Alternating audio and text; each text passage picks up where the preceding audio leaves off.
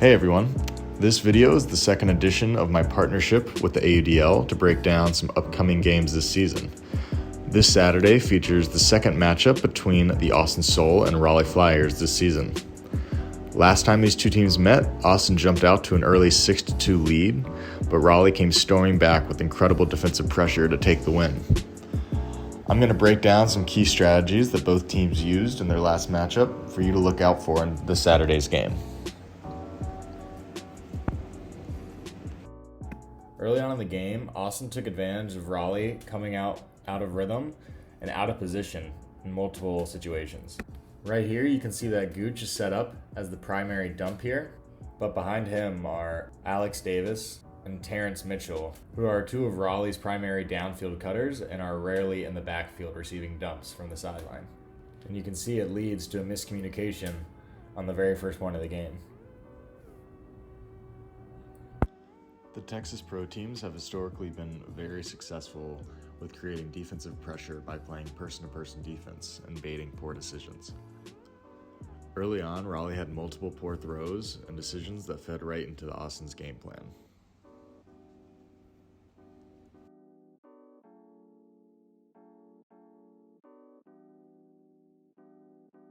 Later on in the game, Raleigh's offense was able to find its rhythm and do what they do best. They played more small ball and kept the disc moving quickly with 100% throws. When Raleigh plays like this, they become incredibly difficult to guard. It forces the defense to collapse, which opens up wide open shots downfield.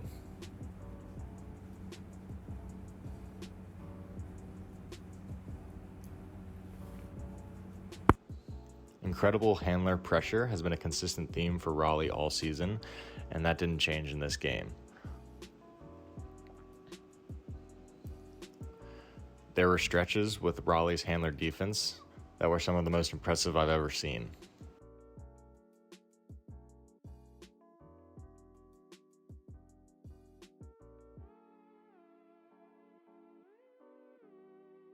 In the next clip, I'll break down some strategies that they use that make their handler pressure so impressive.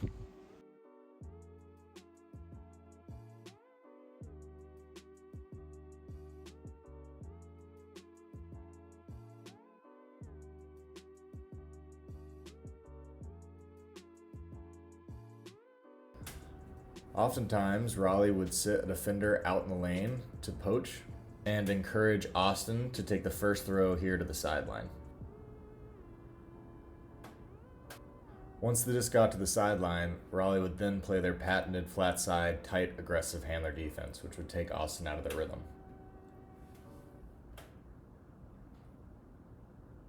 A lot of the early success that Austin found in this game was once they were able to successfully switch the field and taking advantage of that flat mark by swinging long passes across the field and forcing the defense to play catch up.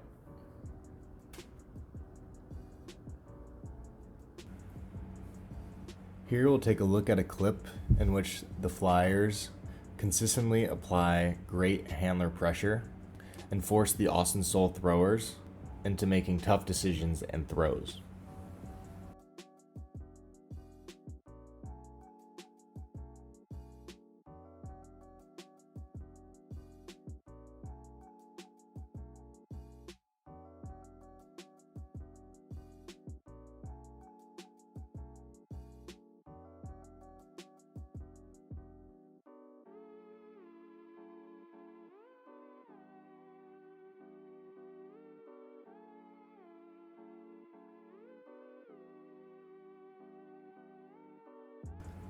Alright, so in that clip, it showed Austin scoring relatively easily with the big swing of the field, but it also highlighted a few really cool things about Raleigh's flat side defense. Right away, we're going to notice Ethan Bloodworth, who's guarding the primary dump, use his body to force the dump upfield and make it difficult for the dump to come back to the disc. Ethan's going to trust the long, tall mark of Siraj to prevent any upfield throw. Once that dump gets flushed upfield, it leaves only one more option for the thrower, and the dump is forced to go backwards behind the disc without switching any of the field. Austin is going to have to get comfortable with breaking the mark and throwing long swing passes like they do in these next two throws to find success against this Raleigh defense.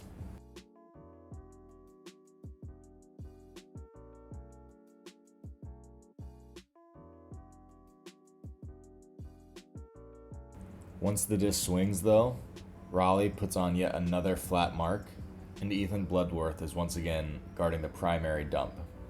Ethan's strength and quickness makes even simple dump passes seem difficult. Watch how many progressions this thrower has to go through until he eventually breaks the mark to the only unguarded player high in the stall count. The first dump is completely shut down by Ethan. The second dump is completely contested by Siraj. And Justin Allen is within a half of a step from the third look. Also notice how Siraj is always heads up, looking at the thrower's eyes to see if he can jump any passing lanes. Once Austin is able to successfully break through the stiff defensive pressure in the handler set, they were able to find a lot of success in the second layer, where downfield cutters were much more open.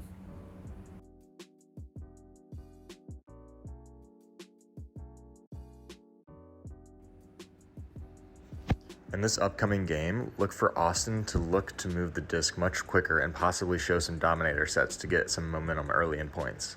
If you don't let this Raleigh handler defense get set into position, it's possible to have some success against them.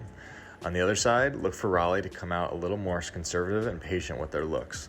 Once the Raleigh offense finds their rhythm, they are incredibly hard to slow down.